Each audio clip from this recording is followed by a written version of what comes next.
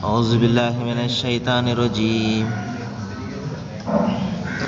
بسم الله الرحمن الرحيم وإذ أخذنا ميثاق بني إسرائيل لا تعبدوا إلا الله وبالوالدين إحسانا وذي القربى واليتامى والمساكين وقولوا للناس حسنا وأقيموا الصلاة وآتوا الزكاة صدق الله العظيم.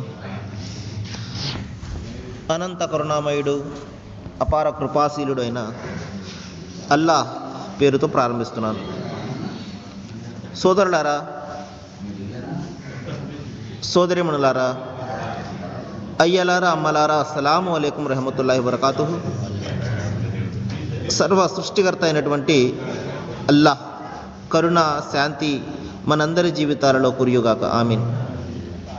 ఇంతవరకు మీ ముందు మానవ మహోపకారి మహాప్రవక్త ముహమ్మద్ సల్లల్లాహు అలైహి వసల్లం వారి మీద విశ్వప్రభు అల్లాహ్ అవతరింపజేసినటువంటి మానవుల అందరి మార్గదర్శక గ్రంథం దివ్య ఖురాన్ యొక్క 2వ అధ్యాయం నుండి 83వ వాక్యం యొక్క అరబీ మూలంను మీ ముందు పఠించడం జరిగింది. దీని తెలుగు అనువాదము: దైవం ఈ విధంగా సెలవిస్తున్నాడు. మేము ఇశ్రాయేలు సంతానం నుండి ఒక వాగ్దానాన్ని తీసుకున్నాము, దానిని మీరు జ్ఞాపకం తెచ్చుకోండి. అల్లాహ్ను తప్ప మరెవరిని మీరు ఆరాధించకూడదు. తల్లిదండ్రులను, బంధువులను, అనాథలను, నిరుపేదలను ఆదరించాలి.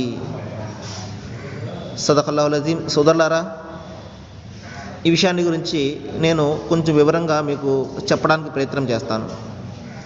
మరొకసారి మీ అందరికీ కూడా జ్ఞాపకం చేస్తున్నాను. అల్లాహ్ అనే పదము అరబీ పదము.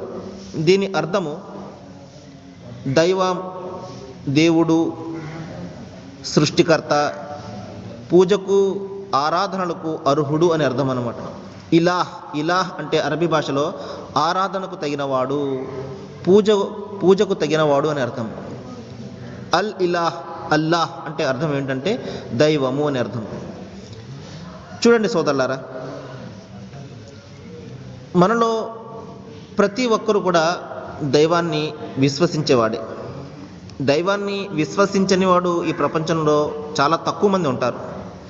అందరూ కూడా ఏదో ఒక విధంగా దైవాన్ని విశ్వసించేవారే. అయితే సమస్యల్లా ఆ దైవం యొక్క భావన, దైవం ఎలాగుంటాడు అనే దాని మీద సరైన సమాచారం లేకపోవడం, ఇటువంటి విషయాల వల్ల ఏం చేస్తున్నాడంటే మనిషి దైవానికి అనేక రకాలుగా సాటి కల్పిస్తూ ఉంటాడు. ఉదాహరణకి చూడండి, ముస్లిం సోదరులే మనం తీసుకుందాం. దైవం ఒక్కడే, ఆయన తప్ప మరొక ఆరాధ్యుడు లేడు అన్న మాటనైతే వారు విశ్వసిస్తారు, కానీ ఆచరణకు వచ్చేసరికి ఆ దైవానికి సమానులుగా అనేక మందిని సాటి కల్పిస్తూ ఉంటారు. దైవదాసుల సమాధుల వద్దకు వెళ్ళి, దర్గాల వద్దకు వెళ్ళి సాష్టాంగపడుతూ ఉంటారు. మొక్కుబడులు దైవానికి చేసుకోవడం మానేసి ఆ సమాధిలో పడి ఉన్నటువంటి ఆ దైవ భక్తులకు చేసుకుంటూ ఉంటారు. ఇది కేవలం ఒక ఉదాహరణ మాత్రమే. అదేవిధంగా మిగతా ధర్మాల విషయానికి వస్తే ప్రతి ఒక్కరూ కూడా ఒక వర్గం వారు తమను తాము విశ్వాసులుగా భావించుకుంటూ ఉంటారు. కానీ వారి భావన ఏంటంటే దైవము పైనుండి క్రిందకు వచ్చాడు అంటారు, లేకపోతే దైవానికి కుమారుడు ఉన్నారు అంటారు. ఈ విధంగా దైవానికి మనిషికి ఉండే బలహీనతలన్నీ కూడా కల్పిస్తూ ఉంటారు. మరి మరొక వర్గం వారు దైవానికి రకరకాలుగా అనేక రకమైనటువంటి విచిత్రమైనటువంటి స్వరూపాలను కల్పిస్తూ ఉంటారు. ఒకసారి మనం ఆలోచించాలి, మన చేతులతోటి మనము ఆ దైవాన్ని తయారు చేసేంత స్థాయి మనదా? ఒకసారి మనము మనసు పెట్టి ఆలోచించాలి. పాపపూరితమైనటువంటి ఈ చేతులు, అనేక పాపాల్లో కూరుకుపోయినటువంటి ఈ చేతులతో మనము ఆ విశ్వప్రభువును నిర్మించగలమా? మన చేతితోటి ఆయన యొక్క స్వరూపాన్ని చిత్రీకరించగలమా? మనము ఒకసారి మనం ఆలోచించాలి. ఈ విధంగా ప్రతి వర్గం వారు కూడా దైవాన్ని విశ్వసిస్తున్నాము అని భావిస్తున్నారు, కానీ ఆ నిజమైనటువంటి దైవ భావన ఏమిటో ఎవరికి కూడా తెలియదు. వారు ఎవరైనా కానివ్వండి, ముస్లిం సోదరులైనా కానివ్వండి, హైందవ సోదరులైనా కానివ్వండి, క్రైస్తవ సోదరులైనా కానివ్వండి, ఏ ధర్మాన్ని అనుసరించే వారైనప్పటికీ కూడా దైవాన్ని విశ్వసిస్తున్నాము, మేము దైవం ఒక్కడే అని మేము కూడా నమ్ముతున్నాము అని మాట అయితే పలుకుతున్నారు, కానీ నిజమైనటువంటి దైవ భావన అనేది ఎవరికి కూడా లేదు. కాబట్టి సోదరులారా, ఈ రోజున నేను మీకు నిజమైనటువంటి దైవ భావన ఏమిటి అనే విషయాన్ని గురించి చెప్తాను. మీరు సావధానంగా ఆలకించడానికి ప్రయత్నం చేయండి. చూడండి, ముందుగా దైవ భావన అంటే దైవం యొక్క గుణగణాలను ముందు మనిషి అర్థం చేసుకోవాలి. అంటే మనిషికి ఉండే బలహీనతలు దైవానికి ఉండవు అని, దైవము ఆయన జన్మించడు అని, ఆయన చనిపోడు అని, మనిషిలా ఆయన క్రిందకు రాడు అని, అదేవిధంగా దైవం యొక్క స్వరూపాన్ని ఎవరూ కూడా చిత్రీకరించలేరని. ఎందువలనంటే ఆయన ఎలా ఉంటారో ఎవరు కూడా చూడలేదు కాబట్టి ఇటువంటి గుణ విశేషణాలు గల అస్తిత్వం ఏదైతే ఉన్నదో అది దైవంగా ముందు మనిషి భావించాలి. మరి ఎప్పుడైతే మనిషి ఈ దైవానికి ఇటువంటి గుణగణాలు ఉన్నాయి అని మనస్ఫూర్తిగా విశ్వసిస్తాడో అది నిజమైనటువంటి దైవ భావన. మరి ఎప్పుడైతే ఆ మనిషి ఆ విధమైనటువంటి దైవాన్ని విశ్వసిస్తాడో, ఆ విధమైనటువంటి దైవం తప్ప మరొక దైవం ఈ ప్రపంచంలో లేడు అని అతను విశ్వసిస్తాడు. అంతేకాకుండా మరి ఎవరైతే ఈ సత్యాన్ని, ఈ విశ్వాసాన్ని తన మనసులో పెట్టుకుంటాడో అతని యొక్క వ్యవహారం ఏ విధంగా ఉంటుందో చూడండి. మొట్టమొదటిసారిగా తనకు సన్నిహిత సంరక్షకుడు ఆ దైవం తప్ప మరొకడు లేడు అని అతను త్రికరణ శుద్ధిగా భావిస్తాడు. అంటే తనను రక్షించేవాడు, తనను కాపాడేవాడు, తన ఆపదలలో ఆదుకునేవాడు ఆ ఒక్క దైవమే అని అతను స్పష్టమైనటువంటి విశ్వాసాన్ని కలిగి ఉంటాడు. అంతేకాదు, నా పనులు చేసేవాడు కూడా ఆయనే అని భావిస్తాడు. ఎందువలనంటే అతనికి ఆ నిజమైనటువంటి దైవం ఏమిటో చాలా స్పష్టంగా అర్థమైపోతుందన్నమాట. అతని విశ్వాసం ఆ విధంగా ఉంటుంది. నాకు కష్టం వచ్చినప్పటికీ, నష్టం వచ్చినప్పటికీ ఆయన కల్పిస్తున్నాడు, ఆయనే దీని నుండి బయటకు తీస్తాడు అన్న ఒక బలమైనటువంటి విశ్వాసము అతని మనసులో ఉంటుంది. అంతేకాకుండా ఆయన తప్ప మరొకరు నా అవసరాలు తీర్చేవాడు కాడు అని విశ్వసిస్తాడు. ఆ దైవం ఏదైనా అతనికి అవసరం వచ్చినప్పుడు అతను సాటి మనుషుల వద్దకు లేకపోతే మరొకరి వద్దకు వెళ్ళి అర్థించాడు. అతను వాళ్ళ కాళ్ళ వేళ పడడు, దైవం మీద విశ్వాసం పెడతాడు. ఎందువల్లంటే మనుషుల హృదయాలను మార్చేది ఆయన. మనుషుల యొక్క హృదయాలలో మనకు సహాయం చేసేలాగా ప్రేరేపించేది ఆయన మన స్నేహితుల, మన బంధువుల మనస్సులో మనకు సహాయం చేయాలి అన్న భావన కల్పించలేదనుకోండి, మనకు ఎవరు సహాయం చేయరు. కాబట్టి అడిగేదంతా ఆ సృష్టికర్తను అడుగుతాడు. తన అవసరాలు తీర్చేవాడు ఆయన ఒక్కడే అని భావిస్తాడు. అంతేకాకుండా ఆపద్బాంధవుడు ఎవరైనా ఉన్నాడు అంటే ఆయన ఒక్కడే, నన్ను ఆపదలో ఆదుకునేవాడు ఆయన ఒక్కడే అని భావిస్తాడు. అంతేకాకుండా నేను ఏదైతే మొరలో విన్నపాలు నేను చేస్తున్నానో, మొక్కుబడులు నేను చేస్తున్నానో దానిని వినేవాడు కూడా ఆయనే అన్న స్పష్టమైనటువంటి ఒక అభిప్రాయాన్ని అతను కలిగి ఉంటాడు. అంతేకాదు, నా యొక్క సమస్యల నుండి బయటపడే సమర్థకుడు, శక్తివంతుడు ఆయన ఒక్కడే అని భావిస్తాడు. ఎందువలనంటే మరొకరికి ఎటువంటి అధికారము ఈ ప్రపంచంలో లేదు. అతను ప్రవక్తే కానివ్వండి, అతను ఎంత బలవంతుడైనటువంటి మానవుడే కానివ్వండి, ఎంత ధనవంతుడైనటువంటి మానవుడే కానివ్వండి, మరి ఎంతోమంది అనుచరులను సంపాదించుకున్నవాడే కానివ్వండి, ఎవరైనా కూడా నా ఆపదల నుండి బయటపడేది కేవలం ఆ సృష్టికర్త తప్ప మరొకడు కాడు అని ఒక స్పష్టమైనటువంటి, ఒక బలమైనటువంటి విశ్వాసాన్ని తన మనసులో కలిగి ఉంటాడు. ఇది నిజమైనటువంటి విశ్వాసం అన్నమాట.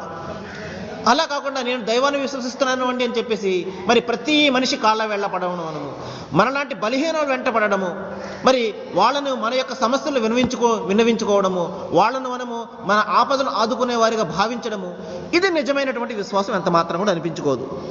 మీరు అంతేకాకుండా మరి ఎవరైతే దైవం ఒక్కడే అని ఎవరైతే విశ్వసిస్తారో అతని విశ్వాసం ఎలాగుంటుందంటే, నాకు లాభాన్ని కానీ నష్టాన్ని కానీ చేకూర్చేది ఆయన ఒక్కడే అని విశ్వసిస్తాడు.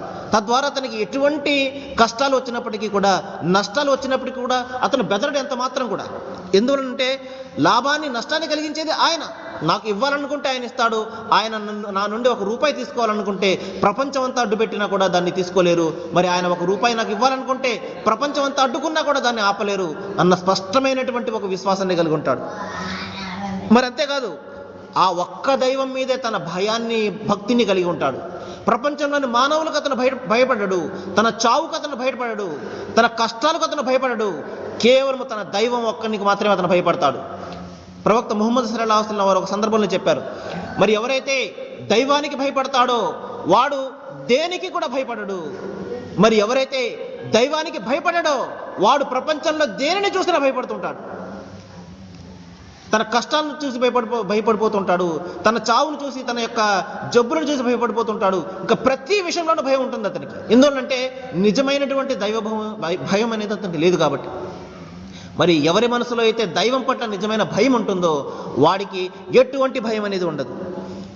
మరి అంతేకాకుండా భారం వేయడానికి కేవలం ఆయన ఒక్కడు మాత్రమే అని అతను స్పష్టమైనటువంటి నమ్మకాన్ని కలిగి ఉంటాడు.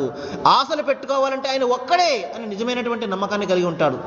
సాటి మనుషుల యొక్క సామర్థ్యం మీద అతనికి ఆశలు ఉండదు. ఇంకా సాటి బలహీనమైనటువంటి వ్యక్తుల మీద అతనికి ఆశ ఉండదు. ఆ దైవం మీద ఆశ పెట్టుకుంటాడు. ఎందువలనంటే ఇచ్చేది ఆయన. మరి అంతేకాకుండా మరి ఎందుకంటే సర్వ అధికారాలకు స్వామి అయినటువంటి దైవం ఎవడైనా ఉన్నాడు అంటే ఆయన ఒక్కడు మాత్రమే. అధికారాలకు స్వామి ఆయన. ఆయన ఏదైనా ఇవ్వగలడు. సమస్త ప్రపంచం, సమస్త విశ్వం అంతా కూడా ఆయనదే. ఆయన వద్ద నిల్వలు లేనటువంటిది ఏది కూడా లేదు. ప్రతీది కూడా ఆయన వద్ద ఉన్నది. కాబట్టి ఆయన యొక్క నిధుల ఆ సముద్రంలో కొరత అనేది ఏది కూడా లేదు. ఆయన ఇవ్వాలనుకుంటే ఏదైనా ఇవ్వగలడు, చేయాలనుకుంటే ఏదైనా చేస్తాడు. ఈ విశ్వాసాన్ని పెడతాడు. మరి ఎప్పుడైతే ఈ విశ్వాసం మనిషిలో బలంగా ఉంటుందో అతను చిన్న చిన్న కష్టాలకు అతను వెరవడు, అతను బాధపడడు, అతని విశ్వాసము మార్చుకోడు. అతను మరి తన దుస్తులను మార్చుకున్నట్టు తన విశ్వాసాన్ని మార్చుకోడు, తన దైవాలను మార్చుకోడు. మరి ఈ విధమైనటువంటి ప్రవర్తన మనలో ఎందుకు ఉంటుందంటే, చూడండి, చిన్న కష్టాలు రాగానే మనిషి మారిపోతూ ఉంటాడు. ఎందుకంటే తన కష్టాలను ఆదుకునేది ఆ దైవం ఒక్కడే. ఇచ్చేది ఆయనే, తీసుకునేది ఆయనే, ఏడిపించేది ఆయనే, నవ్వించేది ఆయనే. ఈ వ్యవహారాలు అతనికి తెలియని కారణంగా, ఈ యొక్క అవగాహన అతనికి లేని కారణంగా, దైవం యొక్క భావన అతనికి తెలియని కారణంగా మనిషి ఈ రోజున ఏం చేస్తున్నాడు? ప్రతి చిన్న విషయానికి కూడా అతను భయపడిపోతున్నాడు, బాధపడిపోతున్నాడు. ఇంకా చూడండి, ఎవరైతే దైవం ఒక్కడే ఆరాధ్యుడు, ఆయన తప్ప మరొక ఆరాధ్యుడు లేడు అని బలమైనటువంటి విశ్వాసాన్ని కలిగి ఉంటాడో, మరి ప్రపంచంలో ఎవరిని కూడా పూజించడు. తన మనస్సు నిండా, తన హృదయం నిండా ఆ దైవాన్నే నింపుకుంటాడు. మరొకరికి చోటు అనేదే ఉండదన్నమాట. అంత నిండుగా తన యొక్క హృదయంలో ఆ దైవాన్ని నింపుకుంటాడు. ఏ దైవం అండి? మళ్ళీ ఇంకొకసారి జ్ఞాపకం చేస్తున్నాను. ఏ దైవానికైతే చావు ఉండదో, ఏ దైవానికైతే పుట్టుక ఉండదో, ఏ దైవానికైతే భార్య బిడ్డలు ఉండరు, ఏ దైవం అయితే మనకు కనబడడో అటువంటి దైవాన్ని అతని మనసులో నింపుకుంటాడు. మరి చూడండి, ఇదేంటండి, దైవం అనేవాడు ఎలాగుంటాడో తెలియకుండా మనం ఆయన ఎలాగండి పూజించడం అని. చూడండి సోదరులారా, మన పూర్వీకులు, మన ఋషులు, మన మహాపురుషులు, మన మహర్షులు ఏ విధంగా ఆరాధించేవారు? శూన్యంలో ఆరాధించేవారు. వారందరూ కూడా చూడండి, ఇప్పటికీ ఫోటోలు కనబడుతుంటాయి మనకు, వాళ్ళు శూన్యంలో ఆరాధిస్తున్నట్టు. ఈ విధంగా ఈ ఆరాధన అనేది, మరి ఆ శూన్యంలో ఆరాధించడము, మనసులో ఆయన నింపుకొని ఆరాధించడం అనేది అనాది నుండి వస్తున్నటువంటి ఆచారమే. ఇది కొత్తగా ఇస్లాం సూచించినటువంటి పద్ధతి ఏది కూడా కాదు. ఇది అనాది నుండి మన మహర్షులు పాటిస్తున్నటువంటి పద్ధతే ఇది. ఇంకా ఎవరైతే దైవం ఒక్కడినే ఆరాధిస్తుంటాడో వాడు మరొకరు ఎవరిని కూడా వేడుకోడు. తన అవసరాల నిమిత్తము ఎవరి వద్దకు కూడా వెళ్ళి బతిమాలడు. దైవం మీద భారం పెట్టుకుంటాడు, ఆయనే తీరుస్తాడు అన్న స్పష్టమైన నమ్మకాన్ని కలిగి ఉంటాడు. ఎందువలంటే ఖురాన్లో, అంతిమ గ్రంథం ఖురాన్లో దైవం ఈ విధంగా సెలవిస్తున్నాడు, వల్లాహు యుహిబ్బుల్ ముతవక్కిలీన్, నన్ను నమ్ముకుని పనిచేసేవారంటే నాకు చాలా ఇష్టం అని చెప్పేసి. ఈ దాసుడు ఈ కష్టాలలో నన్ను ఆరాధిస్తాడా, నా మీద నమ్మకం పెట్టుకుంటాడా లేదా అన్న పరీక్ష నిమిత్తమే మనిషికి కష్టాలు కలిగిస్తుంటాడు. చూడండి సోదరులారా, చిన్న ఉదాహరణ చెప్తాను.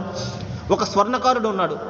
ఒక నగను చేయాలంటే బంగారాన్ని కొలిమిలో కాల్చి అనేక రకమైనటువంటి సుత్తి దెబ్బలు కొడితే కానీ ఆ బంగారం ఒక నగగా మారదు. అదేవిధంగా మనిషిని దైవము అనేక రకాలుగా కష్టాలు పెడతాడు. ఎందువలంటే విశ్వాసంలో పరిపూర్ణం కావాలని. కష్టాలు అనేది రాకపోతే మనం మనుషులమే కాము. మనం ఈ ప్రపంచంలోనికి వచ్చినదే కష్టాలను ఎదుర్కోవడానికి. కాబట్టి మనము కష్టాలకు వెరవకూడదు. కష్టాలు రాకపోతే బాధపడాలి. ఎందువలంటే కష్టాలు రాకపోతే దైవము మనలను ఇష్టపడడం లేదు అని అర్థం అన్నమాట. ఎంతగా దైవం మనను ఇష్టపడుతున్నాడు అంటే అంతగా కష్టాలు పెడతాడు. ఎందువలనంటే కష్టాలలో ఈ మనిషి తన విశ్వాసాన్ని పరిపూర్ణం చేసుకోవాలి. మరొక స్పష్టమైన నిదర్శనంతో అతను స్వర్గాన్ని పొందాలి. ఇది దైవం యొక్క ఆలోచన. కాబట్టి ఎవరిని మరొకరిని శరణు వేడుకోకూడదు, ఎవరిని మరొకరిని వేడుకోరాదు, ఇంకా సహాయం కొరకు ఎవరిని కూడా పిలవరాదు.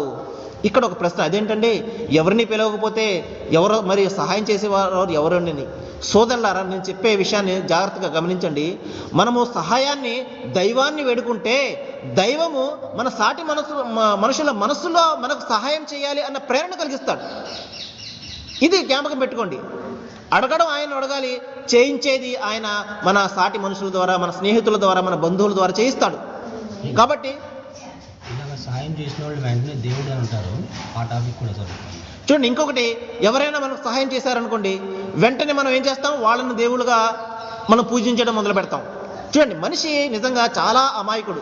ఏదైనా ఒక సహాయాన్ని పొందితే వెంటనే తన కృతజ్ఞత ఎవరికి చెప్పుకోవాలో తెలియక ఎదురుగుండా సహాయం చేసిన వాడిని అతను దైవంగా భావించేసి, మీరు దేవుళ్ళ వచ్చి మాకు సహాయం చేశారండి అని చెప్పేసి అతను పూజిస్తుంటాడు. నిజంగా ఏంటంటే తనకి దైవం భావన తెలియని కారణంగా. నిజంగా సహాయం చేసేది ఆయన కాదు, చేసేది ఈయనైనా, చేయించేది పైవాడు. కాబట్టి సోదరులారా, మనకు ఏదైనా ఆపద వచ్చినప్పుడు మనము దైవాన్ని వేడుకుంటే ఆయన మన సాటి సోదరుల ద్వారా మనకు చేయిస్తాడు. కాబట్టి ఈ సాటి సోదరులతో మనము వారికి కృతజ్ఞతలుగా ఉండాలి. ఎందువల్లంటే మనకు సహాయం చేశారు కాబట్టి. కానీ నిజంగా సహాయం చేయించింది ఎవరు, అది మనం జ్ఞాపకం పెట్టుకోవాలి. కానీ మనిషి ఈ రోజున ఏం చేస్తుంటాడు, సహాయము చేసిన వారిని మాత్రమే గుర్తుంచుకుంటాడు. కానీ మరి వాళ్ళ మనసులో వీళ్ళకి సహాయం చేయాలి అన్న భావనను పుట్టించినటువంటి ఆ దైవాన్ని మాత్రం మర్చిపోతుంటాడు. కాబట్టి ఇది బాగా జ్ఞాపకం పెట్టుకోవాలి. నిజంగా మనకు అవసరాల్లో మనము మన సాటి బలహీనమైనటువంటి మానవులను అడగకూడదు. దైవాన్ని మనము అడిగినట్లయితే ఆయన మనకు సహాయం చేయిస్తాడు. ఆయన చీమ ద్వారా సహాయం చేయిస్తాడు, దోమ ద్వారా సహాయం చేయిస్తాడు. సహాయం చేయించేది ఆయన. కాబట్టి ఆయన తలుచుకుంటే అసాధ్యమైనది ఏది కూడా కాదు. అడిగేది ఆయన్ను మాత్రమే అడగాలి. ఇంకా చూడండి, అలాగే దైవిక కార్యకలాపాలలో ఎవరినైనా జాప్యం చేసుకునే వాళ్ళగా మనం తరించకూడదు. అంటే ఈ వాన పుట్టించేది ఇంకొకరని, లేకపోతే మనకు ఎండ కాయించేది ఇంకొకరని, లేకపోతే మన యొక్క జీవనానికి మరణానికి కారణం ఇంకొకరని మనం ఎంత మాత్రం కూడా దైవానికి సాటి కల్పించకూడదు. ఎందువలంటే ఇవన్నీ చేయించేది ఆయన తన దూతల ద్వారా. కాబట్టి మరొకరిని మనము ఈ దైవిక కార్యకలాపాలలో ఈయనకు కూడా పాత్ర ఉన్నది, ఈయన వలన కూడా ఈ విధంగా జరుగుతున్నది అని మనము ఎవరిని కూడా ఆయనకు సాటి కల్పించరాదు. చూసారా, దైవానికి సాటి కల్పించకపోవడము అనే పదంలో ఎంత విస్తృతమైన అర్థాలు ఉన్నాయో. లా ఇలాహ ఇల్లల్లా అని అరబీలో ఒక మాట ఉంటుంది. అదేంటంటే దైవం ఒక్కడు మాత్రమే ఆరాధనకు తగినవాడు అని. అది కేవలం పలకడానికి చిన్న పదమైనప్పటికీ కూడా అది మహా విప్లవాన్ని సృష్టించింది సోదరులారా. మరి ఆ పదానికి అర్థము ఆ అరబ్బు జాతీయులకు తెలుసు కాబట్టే ఆ పదం పలకడానికి వారు ఇష్టపడలేదు. ఎందువలంటే వారు ప్రపంచంలో ప్రతి ఒక్కరిని తమకు సహాయం చేసేవారిగా, తమను ఆదుకునేవారిగా, తమ మొక్కుబడులను తీర్చేవారిగా వారు భావించేవారు. తమను అవసరాలు ఆదుకునేవారిగా భావించేవారు ప్రతి ఒక్కరిని కూడా. కాబట్టి వీరందరూ కాదు, చేయించేది ఆయన ఒక్కరిని మాత్రమే మీరు విశ్వసించాలి అని ఎప్పుడైతే ప్రవక్త ముహమ్మద్ సల్లల్లాహు అలైహి వసల్లం వారు ఈ సందేశం ఇవ్వడం మొదలుపెట్టారో వారు ఆయన అంగీకరించలేదు. ఎందువలనంటే ఎదురుగుండా సహాయం చేస్తున్నారు వీళ్ళు మాకు దైవాలు అని చెప్పేసి వాళ్ళు దైవానికి సాటి కల్పించడం మానకుండా ఆ విధంగా ప్రవక్త ముహమ్మద్ వారిని, ఆయన సందేశాన్ని తిరస్కరించడానికి వారు ప్రయత్నం చేసేవారు. అయితే సోదరులారా, ఈ విధంగా మనం ఎవరి వద్దకైనా వెళ్ళినప్పుడు ఆయన దైవ నిర్ణయాన్ని మార్చేస్తాడు. ఆయన తన శాస్త్రంలో కొన్ని శాంతి కర్మలు చేసేసి నా దైవ నిర్ణయాన్ని మార్చేస్తాడు అని మనం ఎవరినైనా భావించామంటే దైవానికి సాటి కల్పించినట్లు అది కూడా. ఎందువల్లంటే ఆయన ఒక నిర్ణయం చేసినప్పుడు ప్రపంచంలో ఏ శక్తి కూడా దాన్ని మార్చలేదు. ఏదైనా మార్చగలదు అంటే మన భక్తి, మన ప్రార్థనలు తప్ప దైవ నిర్ణయాన్ని ఏది కూడా మార్చలేదు. ప్రవక్త ముహమ్మద్ వారు చెప్పారు, మరి మనిషి చేసే ప్రార్థన మరియు దైవ నిర్ణయము ఒకదానితో ఒకటి పోటీ పడుతూ ఉంటాయి అని. కాబట్టి మనిషి తాను ఎంతగా తన హృదయాంతరాల నుంచి ప్రార్థన చేస్తాడు దైవానికి, అప్పుడు ఆ ప్రార్థన, ఆ భక్తి, ఆ ప్రేమ, తన దైవం పట్ల ఉన్నటువంటి ఆ విశ్వాసము అతని యొక్క ఆ దైవ నిర్ణయాన్ని మార్చేలా చేస్తుంది. దైవం స్వయంగా నిర్ణయాన్ని మారుస్తాడు ఆ భక్తుని యొక్క ప్రార్థనను చూసి, అతని భక్తిని చూసి, అతని యొక్క విశ్వాసాన్ని చూసి. అది తప్పించి ప్రపంచంలో ఏ మానవుడు కూడా మన యొక్క దైవ నిర్ణయాన్ని మార్చలేడు. ఇది మనము ప్రధానంగా జ్ఞాపకం పెట్టుకోవాలి. ఎందువల్లంటే ఈ రోజున ప్రపంచంలో ప్రతి మనిషి కూడా ఏం చేస్తున్నాడండి, దైవ నిర్ణయాన్ని మార్చేయడానికి ప్రయత్నాలు చేస్తున్నాడు. పలానా ఆయన దగ్గరికి వెళ్ళిపోతే నాకు మంచి జరిగిపోతుంది, పలానా ఆయన దగ్గరికి వెళ్ళిపోతే నా కష్టాలన్నీ తీరిపోతాయి అని భావిస్తున్నాడు. ఇది చాలా పొరపాటైనటువంటి విశ్వాసము. బలమైనటువంటి విశ్వాసం ఇది ఎంత మాత్రం కూడా కాదు. బలమైనటువంటి విశ్వాసము, స్థిరమైనటువంటి విశ్వాసము ఏది అంటే దైవం ఇచ్చినటువంటి ఆ నిర్ణయాన్ని కేవలం ఆయన ఒక్కడు మాత్రమే మార్చగలడు. సాటి మానవులకు అధికారం లేదు, ప్రవక్తలకు అధికారం లేదు, బాబాలకు అధికారం లేదు, ఈ విధంగా దర్గాల్లో ఆ సమాధుల్లో పడి ఉన్నటువంటి ఆ దైవభక్తులకు అధికారం లేదు. ఇది ప్రధానంగా మనిషి జ్ఞాపకం పెట్టుకోవాల్సిన విషయము. కాబట్టి సోదరులారా, మరికొన్ని విషయాలు నేను రేపు చెప్పడానికి ప్రయత్నం చేస్తాను. నేను ఈ విధంగా మాటిమాటికి కూడా ఈ విషయాన్ని ఎందుకు చెప్తున్నానంటే, దైవానికి సాటి కల్పించడం అనే మహాపాపాన్ని దైవము ఎన్నడూ కూడా క్షమించడు. ఖురాన్లో చాలా స్పష్టంగా చెప్పడం జరిగింది, ఇన్నల్లాహ లా యగ్ఫిరు అన్ యుష్రిక బిల్లాహ్. ఎవరైతే అల్లాహ్కు సాటి కల్పిస్తారో, ఎవరైతే దైవానికి సాటి కల్పిస్తారో, వారు ఎంతవారైనా కానివ్వండి, ప్రవక్తలైనా కానివ్వండి, ఋషులైనా కానివ్వండి, మహాపురుషులైనా కానివ్వండి, బాబాలైనా కానివ్వండి, మాతాలు అయినా కానివ్వండి, ఎవరైనా కానివ్వండి, మీరు మనుషులను నాకు సాటి కల్పించినట్లయితే అటువంటి భయంకరమైనటువంటి పాపాన్ని నేను ఎన్నడూ కూడా క్షమించను. వయగఫిరు మా దూన జాలిక లిమన్ యషా. అది తప్పించి మీరు ఏ పాపాన్నైనా తీసుకురండి, భూమంత పాపాలని మీరు తీసుకురండి, తలిస్తే నేను క్షమించగలను, కానీ నాకు సాటి కల్పించడం అనే మహాపాపాన్ని మాత్రం మీరు చేయకండి అని చెప్పి చాలా స్పష్టంగా చెప్పడం జరిగింది. కాబట్టి మన చుట్టూ ఉన్న ప్రపంచము ఈ విధంగా భయంకరమైనటువంటి ఈ తప్పులను మాత్రమే చేయడానికి, ఈ తప్పుల యొక్క వలయంలోనే ఈ రోజున కూరుకుపోయినది.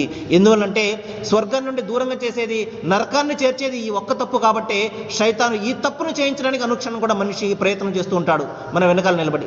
కాబట్టి ఇంత స్పష్టంగా నేను ఈ విషయాన్ని గురించి చెప్పడం జరిగింది. కాబట్టి నేను చెప్పే విషయాల్లో మీకు ఏదైనా నచ్చనట్లు ఉన్నట్లయితే, నచ్చకపోయినట్లయితే మీరు నిరభ్యంతరంగా మరి నిస్సంకోచంగా మీరు మస్జిద్లోకి రావచ్చు. నేను ఇక్కడే ఉన్నాను. మీరు ఏదైనా సందేహం ఉన్నట్లయితే మీరు నిస్సంకోచంగా మీరు వచ్చి అడగవచ్చు. నేను గ్రంథాల ఆధారంగానే ఏ విషయం నేను చెప్తున్నాను. నేను నా మాటగా ఇది కూడా చెప్పడం లేదు. మీకు మీ విశ్వాసానికి తగినట్లుగా మీరు ఏదైతే భావిస్తున్నారో మీరు మరి గ్రంథాల ఆధారంగానే నేను అది చెప్పడానికి నేను ప్రయత్నం చేస్తాను. మీ సందేహాలను తీర్చడానికి ప్రయత్నం చేస్తాను. మీరు ఏ విధంగా కూడా సందేహపడకండి. మీరు రండి, మస్జిద్కి వచ్చి మీరు అడగండి. నేను మీ సందేహాన్ని తీర్చడానికి ప్రయత్నం చేస్తాను. నేను దైవాన్ని ప్రార్థిస్తున్నాను. ఏ విషయాలైతే నేను మీ ముందు ప్రస్తావిస్తున్నానో మరి వాటి మీద మనము ఆలోచన చేయాలని, వాటిని మనము ఆచరించాలని, మన ఆచరణలో దాన్ని చూపించాలని, స్థిరమైన విశ్వాసాన్ని మనము కలిగి ఉండాలని, దైవానికి మనము ఇష్టలుగా మనము మారాలని, నేను దైవాన్ని దానికి తగ్గ శక్తిని, జ్ఞానాన్ని అందరికీ కూడా ప్రసాదించాలని, మనందరినీ కూడా దైవం చల్లగా చూడాలని నేను అల్లాహ్ను ప్రార్థిస్తూ ముగిస్తున్నాను. వాకిరు దవానా అనిల్ హమ్దులిల్లాహి రబ్బిల్ ఆలమీన్.